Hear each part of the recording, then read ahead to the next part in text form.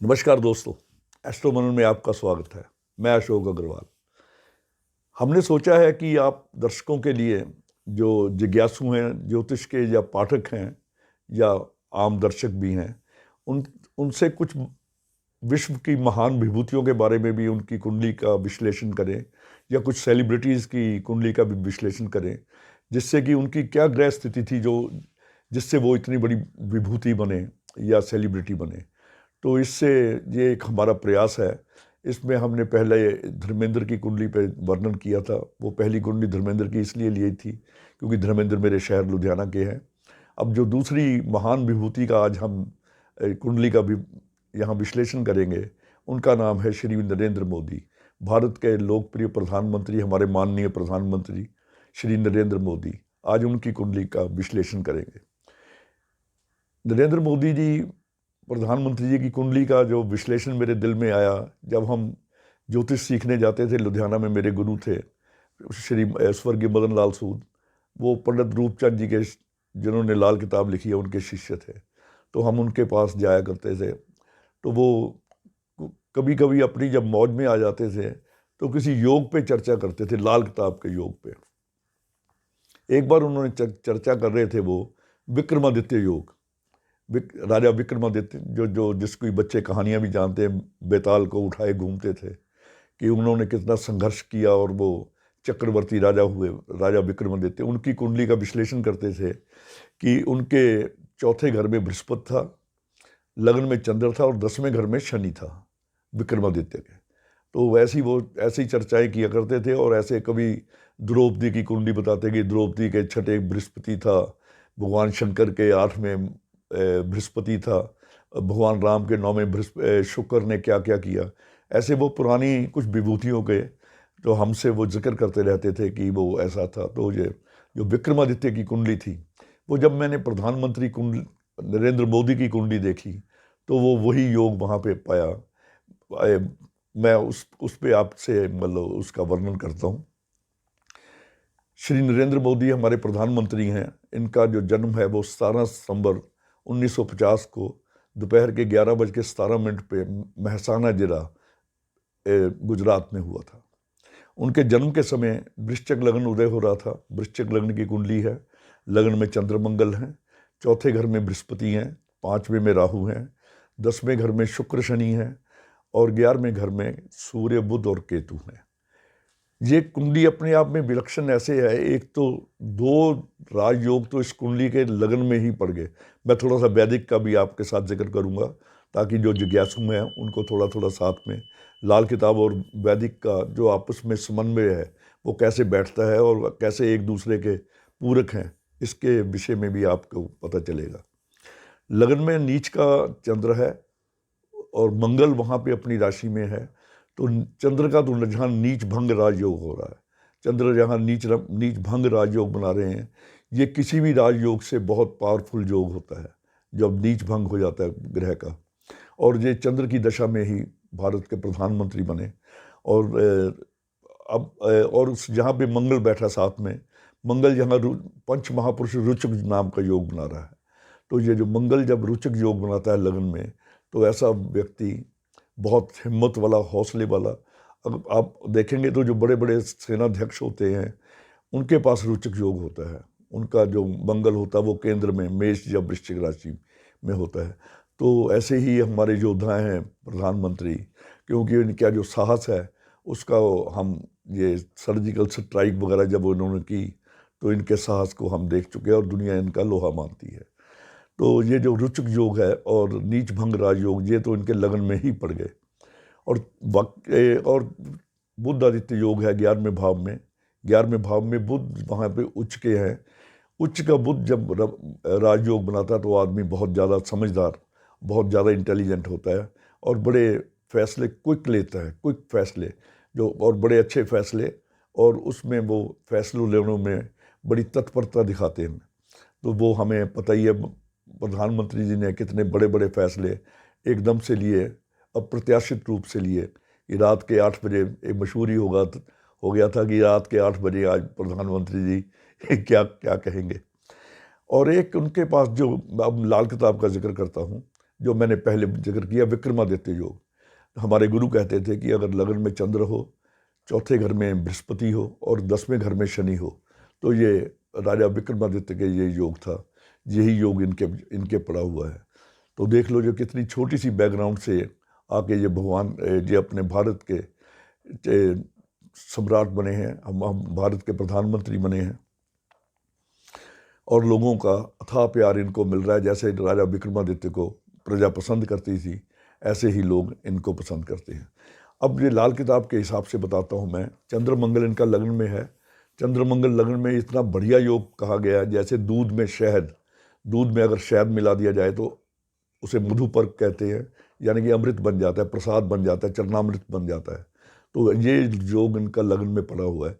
ये बहुत भारी किस्म का लाल किताब में राजयोग है, जो चंद्रमंगल योग है। और चौथे घर में बृहस्पति हो, ये अपने आप में एक राजयोग है। चौथे घर में जो बृहस्पति है, ये अपने आप में राजयोग है। सोने की वर्षा, यानी कि सोने की वर्षा का मतलब हर एक प्रकार का सुख देता है। और जो शुक्र और शनि जो 10वें घर में है, शुक्र शनि लाल किताब के हिसाब से जब भी इकट्ठे होते हैं तो केतु उच्च हो जाता है।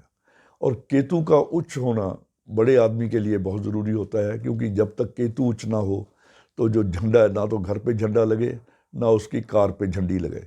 तो केतु का उच्च होना, शुक्र और सूर्य, शनि और शुक्र जब इकट्ठे होते हैं तो केतु स्वयं ऑटोमेटिकली उच्च हो जाता है। तो ये बहुत बढ़िया योग इनके 10वें घर में है, जो इनको पूरी ख्याति भी देता है और हर प्रकार की सुख सुविधा देने में ये सक्षम है। एक चंद्र लगन में हो तो जब तक आदमी की व्यक्ति की माता जीवित रहती है, जब माता से आशीर्वाद लेता है तो आदमी निरंतर तरक्की करता है। हम सभी जानते हैं कि प्रधानमंत्री मोदी अपनी माँ की कितना सत्कार करते हैं, उनसे मिलने जाते हैं या उनकी सेवा करते हैं। तो उनकी जब तक माता जीवित है तो इनको कोई किसी प्रकार का कष्ट या कोई भी कुदरती चीज़, कोई भी कुदरती अलामत उनको छू नहीं सकती। कोई भी हर एक चीज़ से माँ का जो आशीर्वाद है इनकी रक्षा करता है। और चंद्र लगन में हो तो आदमी की जो व्यक्ति की आयु है, वो लाल किताब में लिखी है, कम से कम 90 वर्ष होती है। 90 वर्ष वो पूरे स्वस्थ रूप से अपनी आयु जीता है। अब हम आशा करते हैं कि हमारे मोदी जी 100 साल से भी ज़्यादा जिए, मगर ये जो किताब की ये तो मैं बात कर रहा था कि ज्योतिष के हिसाब से चंद्र लग्न में हो तो आयु कम से कम 90 साल होती है। इनकी कुंडली में जो थोड़ा सा दोष है वो सूर्य ग्रहण का दोष है। सूर्य 11वें भाव में है, केतु के साथ है। तो सूर्य बुध केतु अगर इकट्ठे हों तो लाल किताब कहती है कि ऐसे व्यक्ति को भीतरघात का मतलब परिवार से कुछ ना कुछ दिक्कत रहती है। परिवार तो मोदी जी का अब देश ही है।